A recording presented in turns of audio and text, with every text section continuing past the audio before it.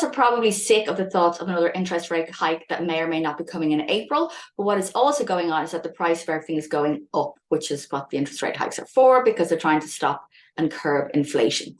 I think it's time to look at your cost base and see what's in it and see what's discretionary and what isn't.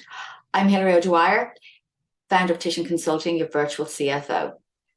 I was speaking with someone recently and she said that one of her key subscriptions that she runs her business off has gone up by 25%.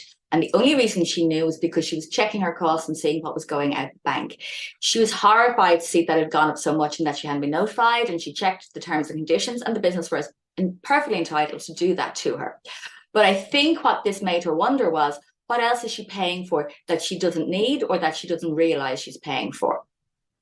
So as the economic environment tightens up for everyone, I think it's time to examine what we're spending our money on. Costs in our business can be divided up into a bunch of buckets, and they could be keep the lights on expenses, which could be simply fundamental as some software that you have to use for your business, for example. Discretionary costs. What could be discretionary? Maybe your marketing spend is discretionary. Maybe it's the networking events that you go to.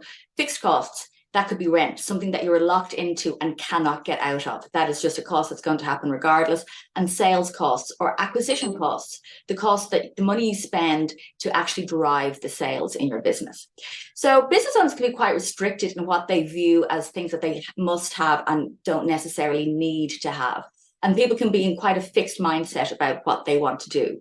A lot of expenses that we incur in our day-to-day business are a choice, but you might not think about them as a choice. A contentious one could be marketing, that you might consider marketing to be a discretionary spend.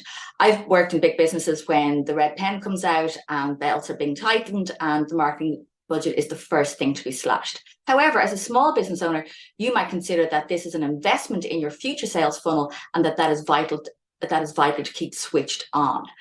We all run our businesses these days through subscriptions, and that's instead of having people doing your diary management or having lots of software that does the most of your bookkeeping, etc.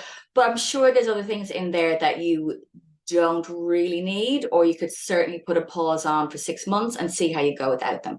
I think you can set yourself a target of X amount of dollars to save through your cost base. And if it was something conservative like $1,000 a month, that's 12 grand a year that you could potentially turn around and reinvest in your business to drive those sales or to get that extra bit of efficiency that you ultimately need to make savings in other places. Anyway, I think it's time to have a look. Hope that's been some help. See you next time.